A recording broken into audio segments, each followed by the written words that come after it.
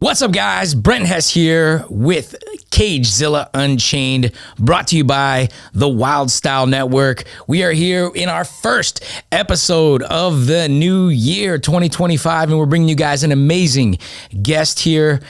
He's a UFC vet, a Strikeforce vet. He was on Ultimate Fighter Season 2. Honestly, a legend in the game that I don't think people give enough credit for. He drives 9 hours from Ohio to come out to see us. He's got 2 fighters coming up on Cagezilla 83 here February 22nd, right around the corner. Professor Jorge Gurgel, how you doing, sir? Thank you for joining us today. Thank you. Thank you for having me. It's a pleasure to be here, guys. It's wonder when I was going to get a chance to be, in your guys' show, in your guys' podcast. So thank you, Brent. Thank you for the introduction. Thank you for saying my name properly and right. Appreciate it. It's happy to be here. Yes, sir. Yeah, thank you. Well, hey, let's start with one thing first. I mean, what brings you from Ohio to Virginia, driving 9 hours? We're really blessed to have you doing that. As a guy with your history and your well-renowned stature, what brings you and your athletes all the way to Virginia to compete in Cagezilla? It's a 9-hour drive each way. Yeah, it's not difficult to answer. Quality. I'm too old to just. I stopped quitting. I quit coaching mixed martial arts. I was done for about almost 10 years. I think the people changed, the sport changed, the promoters changed, the game changed. It wasn't about who the best fighter was anymore. It was who you knew. Who do you know who can make phone calls, had the flashiest hair, who could. And I kind of got disgusted a little bit. Took me a little bit to understand that I missed it. I missed coaching. And I started developing fighters here that needed my help. So real fighters that really want to pursue the dream, they really want to take it serious, they're willing to sacrifice, to learn accountability, to learn the value of hard work. And I went to shop around and I had the experience with Cagezilla. I met Jeff. I met you guys. I met the staff. I see how the show was ran. Adrian Scott Howard is a great friend, one of my best friends. Everything Jeff Salisbury said and Scott Howard said in my trip, it happened. They took the best care of us. The show was immaculate. The quality of the show and the way you guys ran, how professional it was, and made the drive worth it. I made a commitment. I don't want the guys. The first thing I heard from Jeff, it was amazing. And he goes, listen, we don't bring guys here to have experience. You bring guys here to test themselves. I want the best of the best. And as soon as he said that, I'm like, that's my show. I don't care if it's 9 hours away. That's what I'll bring my fighters. That's what I'll build my talent. That's the people that I want to be around, that take this really serious, that don't play biased, that really stay true and integrity of being a martial artist. And the show is fair. The matchups are hard. The fights are amazing. The production is organized. The fighters are taken care of like professionals, amateurs, and professionals are taken care of in an amazing manner. The referees are great. Do you know how much of a breath of fresh air it is in 2024, 2025? See a show being ran with respect, dignity, and being unbiased and fair is amazing. It's a breath of fresh air. So you guys have my loyalty and my commitment. Man, we appreciate all those compliments, and we certainly appreciate you guys making the trip all the way out here to compete on our cards, because, man, your team holds a lot of weight, and your name holds a lot of weight in the MMA, and I certainly appreciate that and respect you guys a lot. Now, let's bring it back a little bit. Let's rewind a little bit and talk about yourself. What got you started in MMA, in jiu-jitsu, and tell us a little bit about the beginning of your journey in martial arts. Let's do that quick, right? Nobody likes to reminisce on the past. I hate talking about myself. My mom always told me, if you're good at anything at all, people will talk about you. Yeah. So they have to talk about yourself. So I'll give you a resume a little bit. I started jiu-jitsu in 1993. I was 14. I was 15 years old. I played varsity all sports in Brazil, which is just soccer, basketball, and volleyball. So I was a setter, because I'm short, I'm 5'9". I was a setter, and I was a point guard, and I was a goalkeeper. I was a goalie. And I went to jiu-jitsu one time. My friends kept saying, George, the Gracie's family, they started taking me pictures. I was very young. Even in Brazil, jiu-jitsu wasn't popular. You got to go one time. And I'm like, why? I'm dating prom queen. I surf every weekend. I play all sports varsity. I did good grades. My parents leave me alone. I study, got good grades. Why am I going to pay money to get sweaty men's sweat on my chest? Like a chest on my, when you smash my face. Brand, when you find your calling early in life and you just don't understand, it slaps you right in the face. I went one day on a Friday. I was 14. I was December. I was turning 15 the next month. I was almost 15 years old. And I took one class and I grappled and I realized what's going on. And I was like, man, I lost so many championships and games in my past because teammates, they never want to work as hard as I did. Like when I get tired, when the game got rough, they didn't dive hard enough for the ball. They Yeah. didn't go all out. And I'm like, I'm not losing because of my effort. I'm losing because of your lack of effort. Yeah. Team When I got sport. on the Yeah. mats, when I got on those mats with my sensei Sazio, and I realized it was all on me. Yeah. Like I had to find a way out of this adversity. I had to fight out of here. If I win, is my glory. If I lose, is my doom, and I have to understand and learn to lose. The next day, I went to my coaches. I quit everything. I quit. Don't say the word quit. I don't quit anything. I chose to dedicate my entire being to jiu-jitsu. It just took me over in the first practice. I came back the next day. I goes soccer, basketball, volleyball, anything that had to do with team sports. I was just they call my parents. The coaches call my parents. What is he doing? And he goes, I can't. And he'll do what his heart says. And I started doing jiu-jitsu every day, twice a day, every Wow. day, twice in my school break in between, and they just took me over. It was the my brain is different the way I work, so I remember every class I've ever had. I compartmentalize every idea, every movement, so it stays in my head. Wow. It was easy for me to put together. It was easy for me to understand and to fall in love with something so infinite that never ends and it keeps giving to you and giving to you when you think you know. When you think you know, somebody comes from Japan or France or a different area of the country and shows you something that completely blows your mind and you Yeah. start evolving the game all over again. Is movement manipulation. Is movement. Is the ability to create space and take away your space. That's never gonna end. That's infinite. Yeah. So I realized if I work my entire life at this, I'm never gonna master either. Can you imagine if Jimi Hendrix had another lifetime to live? Can you imagine that? Right. Look how much Yeah. better, like guitar playing, you can never master guitar playing. So I Right. found that in jiu-jitsu. I understood early, goes, this is endless. This Yeah. is infinite. This is Yeah. never gonna stop giving me this. I don't see adversity. Goes, I don't get this. I'm like, okay, more to do, more to learn, more to explore. So I just it just took me over and I became my calling. And I fought everybody and everything, and my parents supported me to do everything: surfing, lessons, drawing, computers, Microsoft, everything, three languages. But when I said I wanted to fight, no, absolutely not. Look at these. He goes, why do you look ugly on purpose? Why do you have a thick neck? You're not a monkey. Why do you have a big neck? I don't understand. Why do you have cauliflower ears? I made you perfect. You're Yeah. doing this to yourself. It's not gonna turn in your future. It's not gonna transform into success or a strong position in society, a college degree, to have a good family. What are those hours going to do for you in your future, son? You Yeah. invested in nothing. And I said, I was 15. I said to my dad, one day, Dad,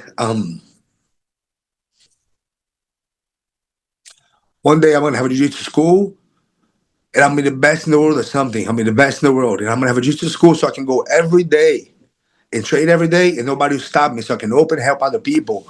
And he laughed and he goes, how are you going to do that? I'm going back to school. So I realized I had to leave. So I sold everything I had. I took the TOEFL test. I was 21 years old. I had been an exchange student here in Chicago from 1993, 1994. Came back to Brazil. I had passed the college entrance exam, so I had a free ride to the best business international business school in English school in Brazil. And I wanted to fight. I wanted to be in the UFC. I wanted to fight.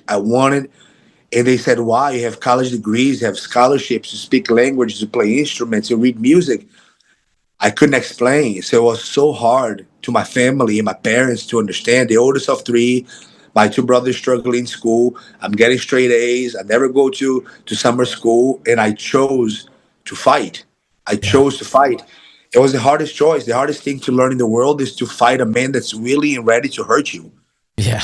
It's the hardest thing in the world to learn. So I back then I didn't understand. I sold everything. I applied for Rice State University in Ohio for international business. They accepted through my grades. I took the TOEFL test. I broke up with the girlfriend I had, and within a month, I was waiting tables in a diner at Sinclair, downtown Dayton, Ohio, 7 days a week to be able to pay for my tuition and be left alone to pursue my dream. How's that for an explanation? Wow. Wow. So Yeah, no, I mean, you can see that you wear your heart on your sleeve, but jiu-jitsu has played such a powerful role in your life. And, you probably don't know who you would be without jiu-jitsu, right? Like I had to leave. I came here with $1,700 to my name and a scholarship to Wright State. And I never thought for 1 second, never thought I was not going to make it. Right. You had no doubt. There was not an option. There was not an option. I fought in Minnesota. I fought in New Orleans a lot. I fought in Kentucky. I fought in Texas. The UFC was banned when I wanted to be a fighter. UFC was not. The whole Dick Cheney, it was on TV anymore. Right. Rich and I met Rich. We fought in Hawaii. I fought in Japan. Wow. I just wanted to fight. And I wanted to fight. I moved here and I waited tables. So I started teaching jiu-jitsu in a karate school. So you for $8 an hour. Jeez. March 15th, 1998 was my first job in America out of the restaurant teaching jiu-jitsu at Brown Institute of Martial Arts for $8 an hour. Oh my goodness. Wow. Yeah. I mean, what a powerful story that you have. And, it's all the way from Brazil to here to, and what got you into, how did you start competing? Was it in jiu-jitsu first or was it in MMA right away? I competed, jiu-jitsu. I competed all, secret being told, right? In jiu-jitsu, we train all week. And then we compete in tournaments on the weekends. I travel all weekends. I travel for the States. I was four-time white belt, 3-time blue belt state champion. So I did a lot of jiu-jitsu tournaments. I traveled a lot. But Saturdays at 10 a.m., Sensei had pancrase. Okay. Wherever I was invited, I never told my parents. So Saturday at 10 a.m., I stopped going surfing. I ran to the gym because it was just the gi pants, no belt, no top, and open hand strikes and slapping. And I was down for that. No mouthpiece. I was like, that's me right there. So I would come home all over and goes, what are you doing, jiu-jitsu? And I goes, it just felt wrong. And I would take a shower, it burned everywhere. And the hardest it got, the more competitive, the hardest the comeback got, the more I got hooked into it. I always had a dog in me. My fights would tell, if you watch my fights, there's no strategy, no technique, just a dog with rabies going forward. Not proud of any of that, but I wanted the next step. I knew I was going to fight mixed martial arts. My sensei said, you are a fighter, you're a born fighter, you got to go. Yeah. My parents wouldn't have it, so I just had to leave. Yeah. And once I made it, I just little by little met Rich and started teaching jiu-jitsu in the school. First year I had 5 students. I went from this restaurant, ran from the restaurant next door, took a shower in the sink, and to teach jiu-jitsu class, take a signet, put out, get my weight and my tie, and go back to finish the night shift in the restaurant. Often I had to wait tables on my own students. Wow. And my mom would say, it's building character, son. It's developing your personality, it's building your character. I'm like, how are they going to respect me if I'm 22 years old and I'm beating on them, but I come here and I'm serving them food? Yeah. And she goes, but they never, I was always respected. They understood my teachings. The first year I had 5 students. The second year I had 6 students. The third year I had 50.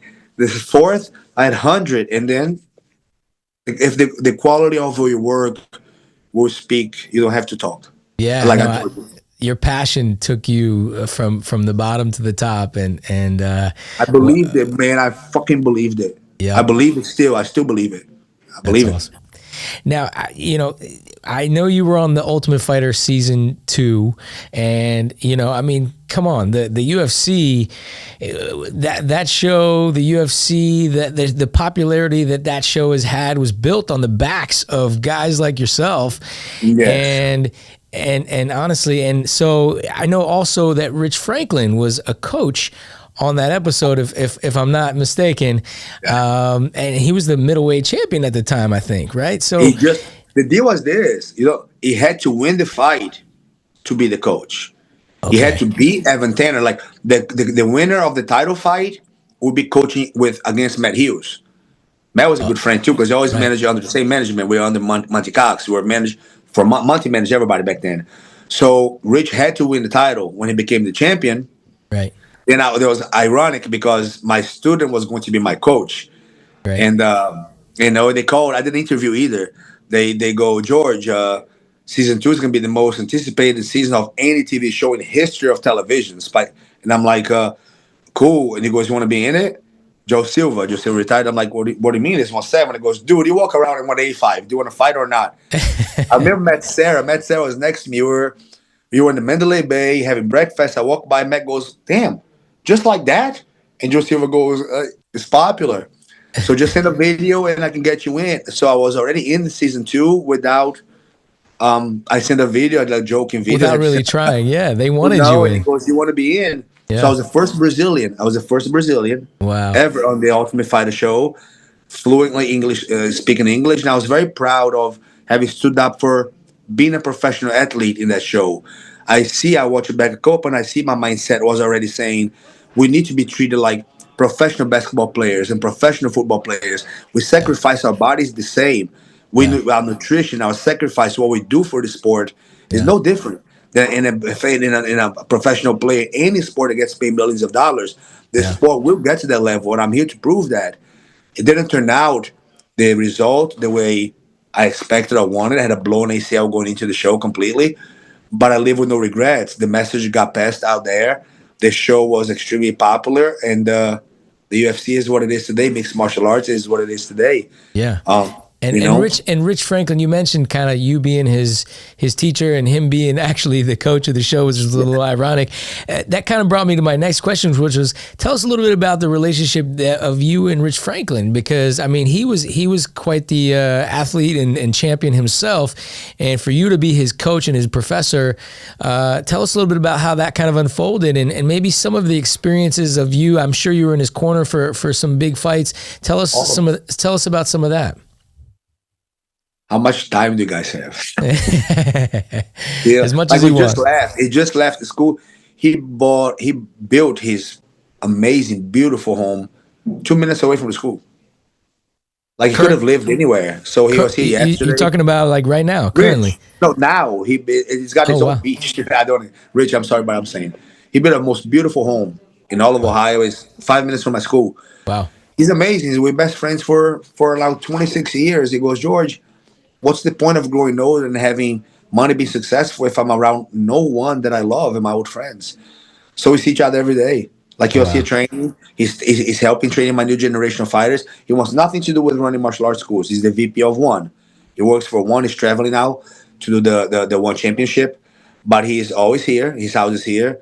We get steaks at least twice a week. Wow. We train 5 times a week. It's so much more than martial arts and partners. Like the things we've been through together with having Rich not having a job at all. I remember his sacrifice, a little story here. The first loss that Rich had was to Lyoto Machida and Inoki Bumbaye. Rich was going to be called to the UFC. We had no money. We're in Middletown, Ohio, and he goes, Rich, to fight this guy is Inoki's protege. His name is Lyoto Machida. He's Brazilian, but he's Japanese. He's a striker. We gave him $20,000. Richard goes, what? We goes, what? It's 20 grand. So he went to Japan. He got knocked out. It was his first loss. And I couldn't believe it because he was asking every 2 minutes where his mouthpiece was. After that, it was rough to be in the UFC. We had to win more fights. And we got to the UFC. We got to the experience to go to the show, for him to fight and go to the UFC.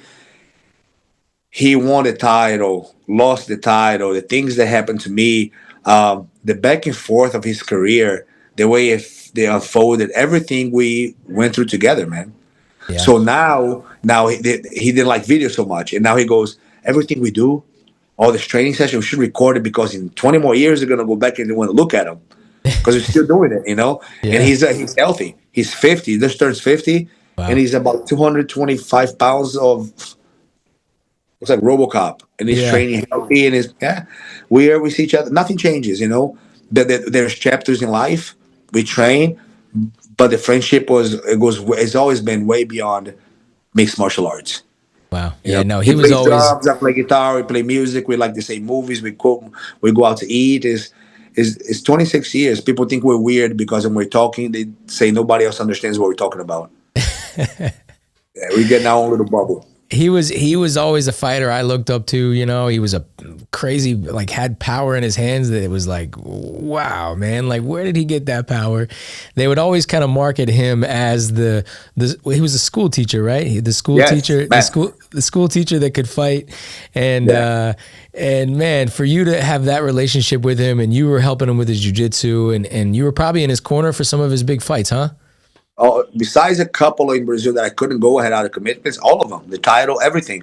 Oh If you wow. see the this is just the office, but if you see the entrance, you know, the lobby of my school is all of our memorabilia is there. Like I said, from having nothing, from remember being in an apartment.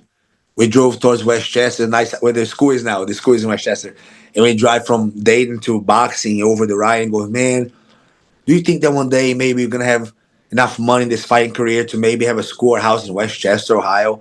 And he goes, I'd hope so. We can go to the boxing gym and come back bloody and battered on Friday night, and just yeah. Or if it doesn't, at least we live in our dreams.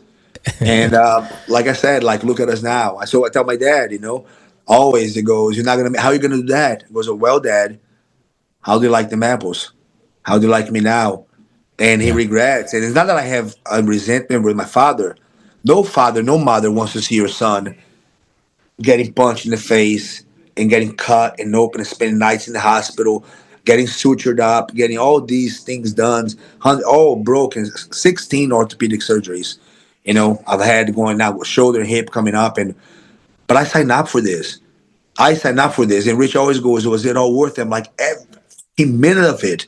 Would you do it all over again? Absolutely. Nobody just T-boned in a car and it wasn't my fault and just broke everything and I'm in the hospital with throwing his broken bones. I signed up and got a line. I wanted that. Like I'm Wow. just dealing with the aftermath of what I chose for my career. I have no complaints.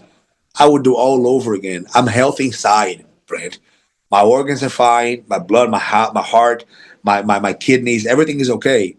My body hurts. Shit, I'll take pain every day, twice on Sunday, man. Yeah. Now let's talk about the future because that's what Sure. you said you wanted to talk about. And we got Randy Savage Myers. He's one of your athletes. He won the 2024 Ohio MMA Rising Star Award. You got a couple other prospects. You know, I really enjoyed watching Will Leary fight on our last card. He's an exciting guy as well. Tell us a little bit about Randy and maybe some of the other prospects that you have coming up, and what it means to kind of train these guys now moving into the next generation. These guys had to earn a spot in my heart. I'm talking about Will Leary, Randy Myers, and Ben Sherrill. Um, they had to really show me, and Rich is coming in. You do exactly as I say, how I say it. When I say I'm always open, committed, responsible. I'll be here for you for whatever. I'm a mindset coach. You and I need to be right here on the same page so we can work together. If we're not linked up here, if you don't believe the things I believe, if you don't see where I see you're going to be, if you don't have that vision that I have, I don't want to work with you. They do. So I kept saying, I'm an asshole. I don't want to do this. I don't want to do this. I don't be the asshole that trains MMA and travels every weekend for MMA guys that when they don't make it, they throw fits. They're all entitled. And they go, Randy said, Professor, you'd be an asshole if you wouldn't train us and help us pursue our dreams. And all of a sudden, I just went, you know that. Okay, then let's go after this. Let's go after, son. And after that, I started MMA practice again. I came back. I put MMA program in my school. It's busy again, and everybody, all my brown belts, all my purple belts right there is going nuts right now. There's 30 people in the run door going in the gi. And Randy, and all I hear from my top guys is how respectful, how much of a student of the game, how much they have changed as a person. Will, Ben, and Randy have. How professional they are, how willing to learn they are. They're punks, man. I don't want to work with young 20s that come here thinking they're hot stuff and joke around and play. No, no. Is yes, sir? No, sir. Yes, professor. No, professor. What do I do? I'll help you. But Yeah. I don't work for free. Free has nothing to do with money. I want my results. Right. I want you to walk up shaking people's hands and pay it forward. I told you, George was your coach, have many, but I tell everybody every day, you're going to sacrifice and learn. You're going to learn. Yeah. You're going to sacrifice and learn, then you're going to grow, and then you're going to pay forward. Yeah. Because No, I if you mean, don't pay it forward, you and I have nothing in common. that's true. Yep, and that's And it exactly what works. you're doing. I mean, what better person to learn from, and the experience that you have and the deep roots that you have.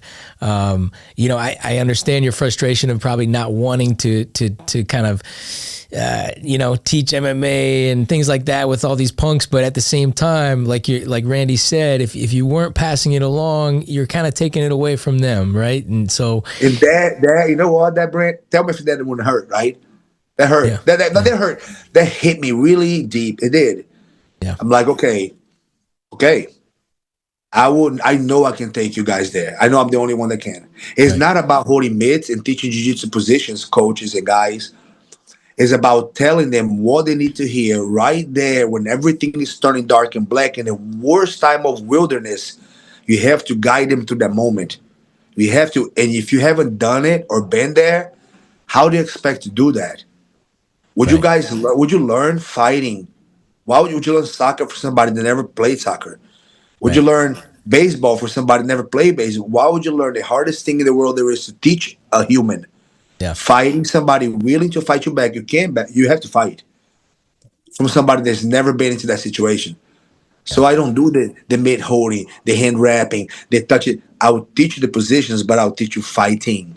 yeah. And what needs to be going here is here. When I can get you here, everything turns out good. Really, really well. So it's fighting. Yeah. Now I'm excited to have Randy here on our upcoming card here at Cagezilla 83. I might have something up my sleeve, a little something special for him. So we'll see. We'll No, see. you gotta hear what it is. What it is. We want to hear. Everybody wants to hear what it is. Well, we might have a title fight lined up for him, and I'm just gonna go ahead and spill the beans. I'm not gonna say who it is, but Doesn't matter. might have. Yeah, it doesn't matter exactly. That's the right answer. And Don't so come to Cagezilla to experiment. Come to Cagezilla to test yourself and take yourself to the top if you believe in yourself. It's the that's right. best show there is. Don't come to Cagezilla to waste anybody's time. I appreciate that, and I definitely something special lined up for Randy and possibly for Ben as well. So we'll see what I can work up for you guys. Now, going back to what you're actually teaching these guys, if you had to give an amateur fighter, somebody just learning the sport, and I asked Ryan Hall when I interviewed him. He's a great jiu-jitsu practitioner, as you are as well, and I asked him this question. What techniques, what positions would you recommend that a young fighter become proficient in if he's looking to just kind of like, I know it's good to be well-rounded in everything and you want to know footlocks and arm bars and chokes and, open guard, closed guard, half guard. But what positions, if you had to say maybe one or two top things that they should become proficient in, what would you recommend to a young fighter? You know how broad your question is. But I will ask, if you practice any of your offenses and your attacks and your submissions 100 times, practice your escape 1,000 times. That's it. Because every time we do an offense move, you guys enjoy learning triangles, arm bars, arm triangles, how to set up the kimura. When we're going to perform those moves in live combat, it can be a tournament, it can be a round of school, it can be a fight. Our minds are ease. We're winning. We're confident. We're comfortable. We know almost too relaxed that we lose that position sometimes. Yeah.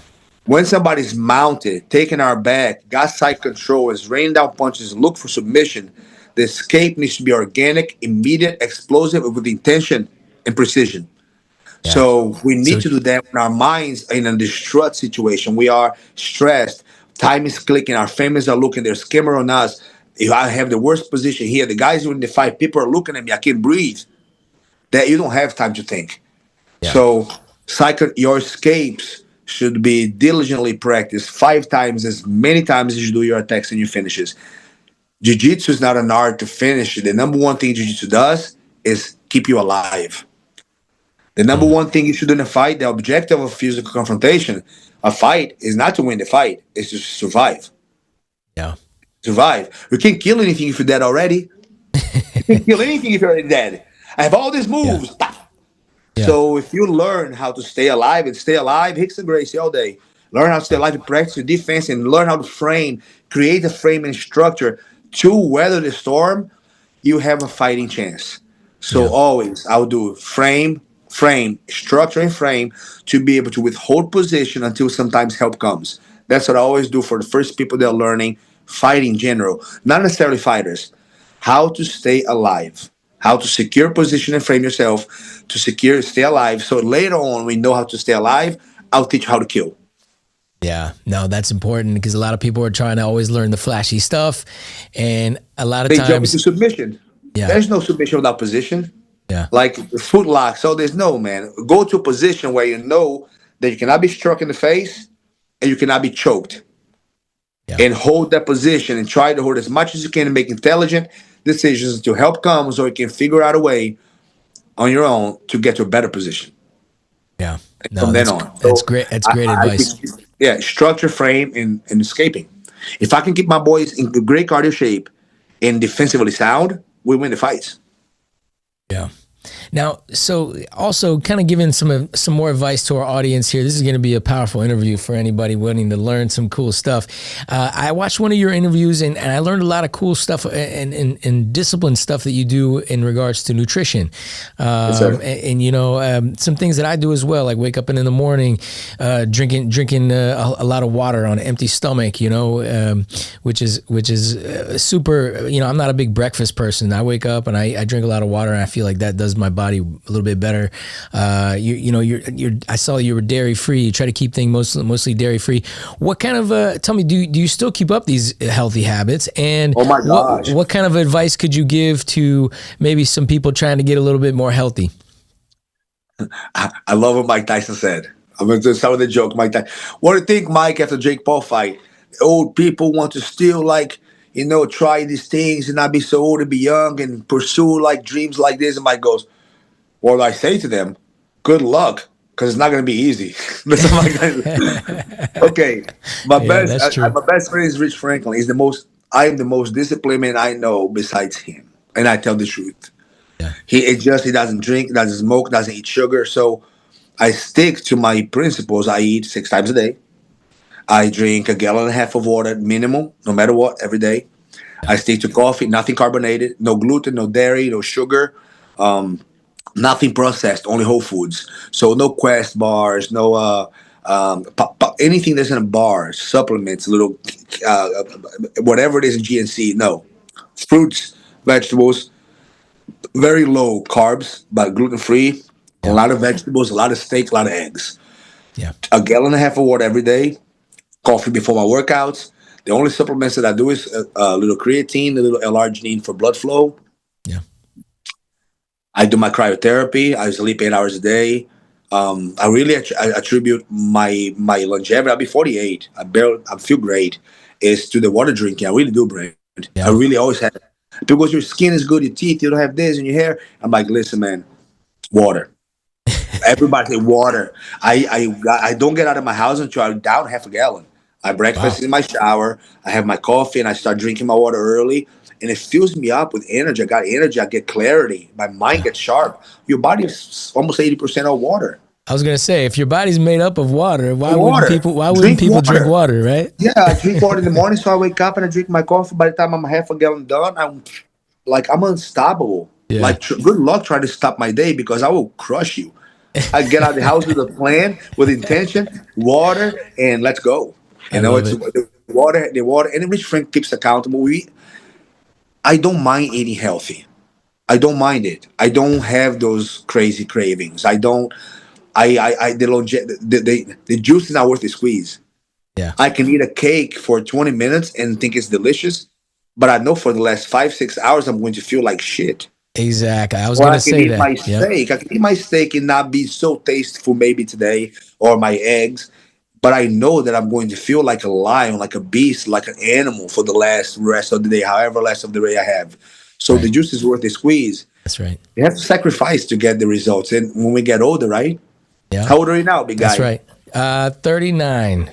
39, you're a Yeah. baby. You Yeah. got 10 So years in you. getting up there, but But you eat healthy too. yeah, I eat healthy. I drink a lot of water, and I try to, you know, as you do get older, as you know that kind of stuff means a lot more. You know, when you're Oh, younger, yeah. you can do the little things and eat hamburgers and whatever all the time. But as you get older, I do notice that when I eat better, like you say, either way, I'm gonna feel full, whether I eat healthy or whether I eat not healthy, right?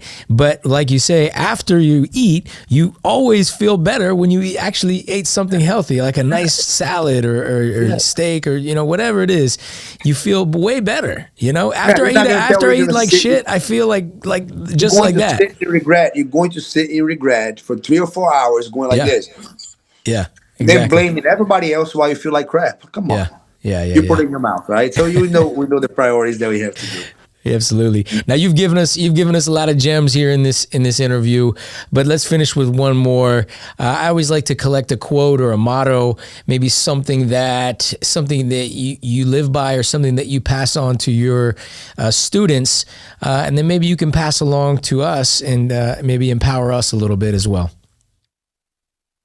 People say that those who cannot do teach. I don't believe that because Hands of Grace doesn't tell. I thought there was never a world champion, but I can do it. I can teach. I do for others. I'm in a service business. My calling is to teach and to give. So I always said, I send you a picture, it's printed in my wall. If you're not fighting for something bigger than your own self, you're dying for nothing. Yeah. So it's I do for them to get to. I want everybody, all my students, my kids, my fighters, my everyone that comes into my school. Nobody comes to my school with a perfect life. If they come here, there's something they're missing. They're looking for. I just want you to love who you see in the mirror, man. Yeah. That's my only goal. I don't want you to be a mixed martial arts champion. I don't want you to be this. I want you to be that. I want you to walk tall. I want you to look in the face. I said, look in the eyes. I want to shake people's hands with confidence. I want you to look in the mirror and goes, I love the fucking person I see in the mirror. I love me. I don't want to be like anybody else. I want anybody else's car, house, woman, life, career, nothing. Whatever I have is what I'm going to do the best I can with what I have. And I love the person that's in the mirror. Yeah. Teach self. The only respect that matters in life, Brent, is fucking self-respect, man. Yeah. So my calling is to teach. So that you answer your question, I want everybody to reach their full potential. I see the good in everyone until you prove me wrong. I see the good in everyone until you do me wrong. And I want everybody to be able to look in the mirror and love who they see in the mirror because God, I'm a Christian. God, He will give you one body, one journey, one set of everything in lifetime. And you cannot live your whole life, like spend time on this earth without ever having lived at all. Like Yeah. I should have, could have, would have. If I hadn't done this, I would have accomplished this. If I had pushed along more, I would have done this. No, no. Live it. Do it. Like cross off everything I set myself to do when I was young, I did it. And I'm still doing it. I want everybody to do that, to have the courage to, if you believe you're worth something, get a plan, get up off your ass, and get going. Yeah. And Yeah. that's my mission. That's my calling, and that's my mission. That's what I do. Is I really put 100% into everybody to make them feel like their own superhero. Be the hero of your own story, dude. Be your own superhero. Don't put anybody else in the pedestal. Put yourself in the pedestal, because when you get there, then you can put other people up there with you. You know. Yeah.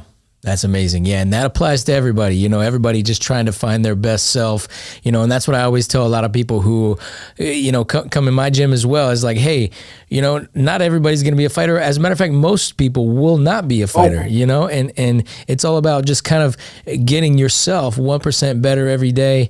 And no matter what your life leads to, finding that is a powerful thing, and the worst excuse I hate from people is, oh man, I can't start training because I got to get in shape first. It's like, no, man. It's like Get in shape here. you get in shape by stepping foot. I always say the hardest thing to do is stepping through that door. And once you're through that door, then you're good to go. Big gets even it's so that if you hear like what he's saying, we all hear the same thing. It's not easy for us either. Every day the rent is due, guys. Yeah. Every day that for him, it's not easy for me, not easy for him too. Every day to get up in the morning, go, I got my workout to do. Today's a hard workout. And I'm laying in bed, goes, not today. So I know that when I get out of the shower, get to my car, and I get going, I fight those demons that want to tell me to not be awesome, to be a regular folk, just to be a regular, not be a lion today. No, we have a choice to be a lion every day, but it's a choice and the rent is due. And I Yeah. know when I'm 15 minutes into that workout, I'm going to feel that feeling like, let's fucking go now. I Yeah. got this. Let's go. And when we beat that, that day is amazing because you know you won that day. You already won that day. You beat adversity. You fought yourself. You look in the mirror and goes, let's go. Stop excuses. Don't feel sorry for yourself. Let's fucking go. Yeah. And I live in a community teaching that, and I see the result, and I'm a very grateful, fulfilled, happy man. That's beautiful. That's beautiful. I'm happy for you. And hey, tell people as we finish up here. Tell us how we can follow you. Maybe follow your gym. Follow the journey a little bit and show you a little love, whether that be online or Instagram. website. I'm an Instagram guy. I Okay. got my jgmma.com is my school, but we have my page Instagram. And I'm very interactive. I respond if it's something like appropriate and intelligent, and I'm always there. So it's George Gurgel together, my Instagram. The JG MMA Academy is our Instagram too, but I always post mindset quotes. I do my mindset training there. I post my training, my nutrition, the fighters. So George Gurgel on Instagram is usually. Facebook is the school. It's jgmma.com is our site. But JGMMA Academy is our Instagram page. I Okay. don't usually, like I told you guys, I don't want that need or a lure for followers. But if anybody there really, you guys find always looking for excuses to not do the right thing. It's hard to get going in the morning, especially places with winter. It's hard sometimes to get going, and we need that voice. We need that sometimes that one little push that's gonna get us that little run and Yeah. go. Yeah. I'm here. Yeah. Give me a follow, say whatever. I'm gonna set you straight. We have one life, dude. Live it to the Yeah. fullest and leave a mark, leave a legacy, leave a mark because we have one journey, right? Make the That's most of right. it. I'm Well, looking hey, forward to seeing you next month, man. thank you. Thank you for joining us here on this episode of Cagezilla Unchained. Certainly, I hope training and everything continues to go well for your guys. And I look forward to seeing you guys out on February 22nd here at the Salisbury Center. Thank you. And a shout out, obviously, Cagezilla, Scott Howard, Jean, Jeff Salisbury, everybody, everyone that is involved in running the Cagezilla show, from the production to the referee to the everything, to the lighting, to the show, how it works. Thank you. Thank you for keeping this honest and this high quality show. Very few are still doing as good of a job as you guys are doing. So I'm very grateful for that. Thank you for Yes. having me over. And thank you. Thank you, guys. Have a blessed weekend, everyone. Much appreciated.